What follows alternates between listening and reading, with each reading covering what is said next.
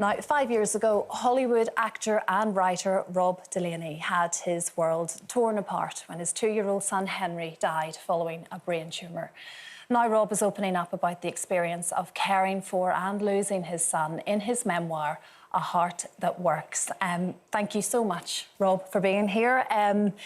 The book's incredible, and I say that because it's such a personal book. A lot of people that write books like this describe it as having been a very cathartic experience. That wasn't always necessarily the case for you.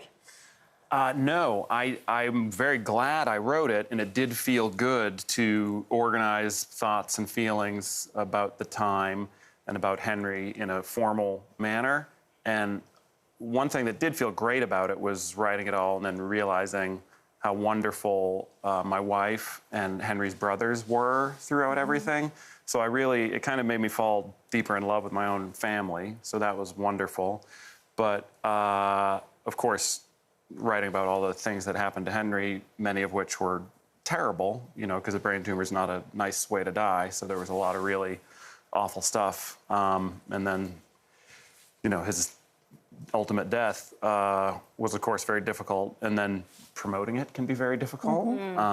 But then the fact that it's out there feels really good because other bereaved parents, other bereaved siblings can read it and feel recognized. And so, yeah, I'm very glad it's out there. I'm very glad I wrote it. But that doesn't mean that it wasn't a very painful process. But I mean, it's the paperback coming out, isn't it? So the hardback's been out for a while. Have you had an amazing response? It's been staggering and unbelievable because, you know, my ego kind of got very right-sized by this whole thing, which is to say, you know, my story is no more important than anybody else's, but it's also not less important. So, you know, it's kind of like one mosaic in a big, you know, or one tile in a big mosaic. And yeah, our son died. And if we talk about it honestly and openly, then that can help other people who've been through it. That was one thing I loved about the book was your honesty about your feelings, because you also express, or it came across as, that there was so much anger involved as well. You know, at one point you wanted to hit everyone and, you know, really angry, which I think a lot of people experience. I used to fantasize about walking down the street with a baseball bat and just smashing car windshields until the cops came and then being like, what are you going to do, you know? So a tremendous amount of anger. And I thought it would be a good idea to put that in the book rather than say, you know, and then one day the sun came out. Because, you know, I knew that there could be hope in the book that you, like, got because you saw us doing all right, but I wasn't ever going to... I could show hope, but I couldn't tell it, you know what I mean? Like, so... Yes, there's anger in the book, and there should be. My beautiful little boy died. Yeah, and the other thing, the other thing that I was really interested in was how people react to death, as in approaching you, because it is that thing of you don't know what to say. Should you say something? Yeah, I think you should definitely say something, you know, because you're never bringing up someone's dead child. They're already thinking about them. So it can be quite a relief when somebody other than you brings them up, you know. But some people just walk across the road, don't they? Yeah, they get scared of you. I think they think they're going to catch, like, dead kid from you, you know, which is impossible. And but I do say in the book, you know, I know the book is made of words, but the fact is words have their limits as far as usefulness goes.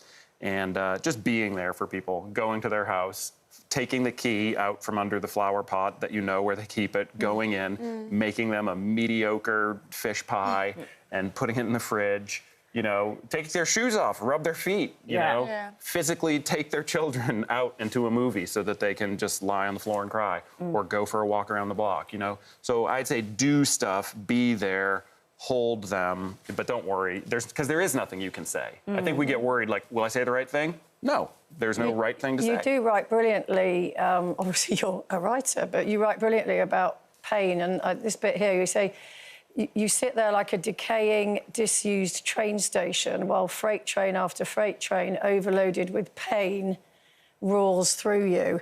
That's such a visceral statement, and I just wanted to ask you about getting the diagnosis, because a friend of mine her son died of a brain tumour as well at the age of 4.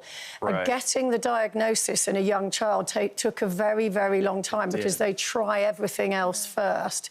How did you find that experience?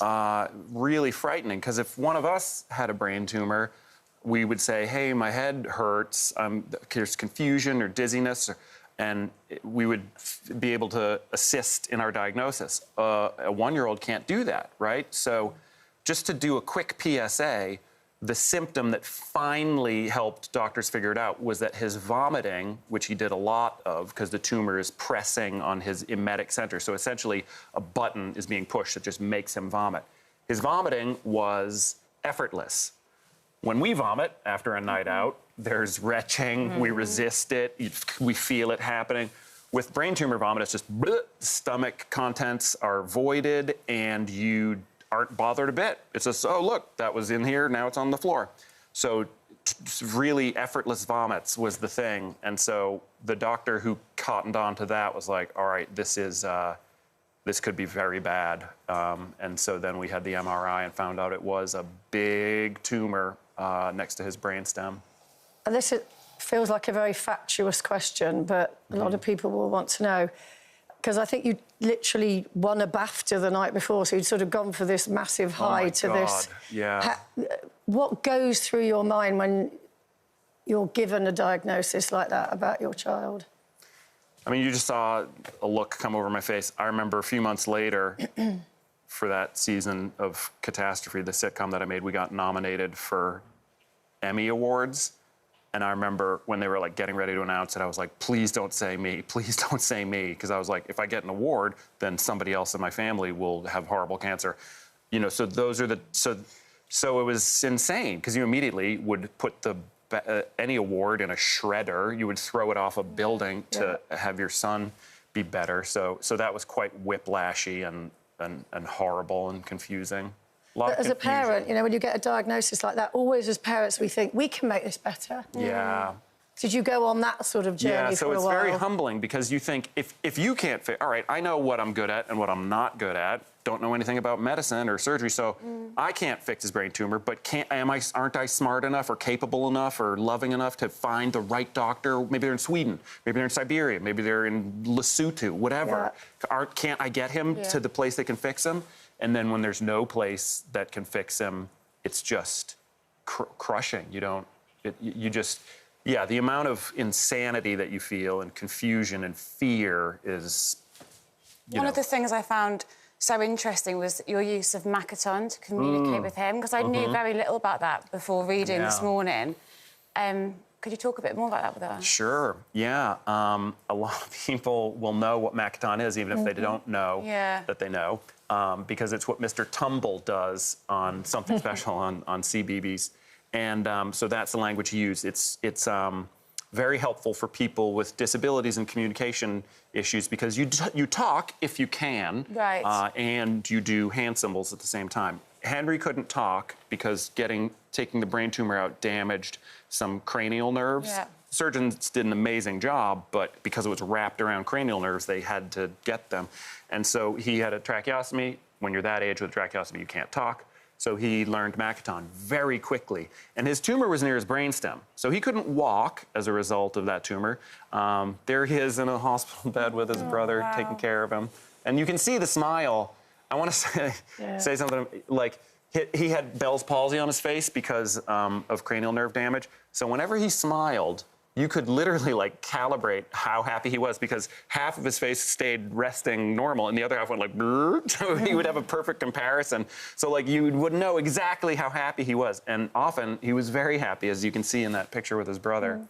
And you've got your other 3 boys with you today. Yeah, they came. We're going to go back to the dressing room and it's going to be like the Rolling Stones were there in 1971. How have they been, Rob?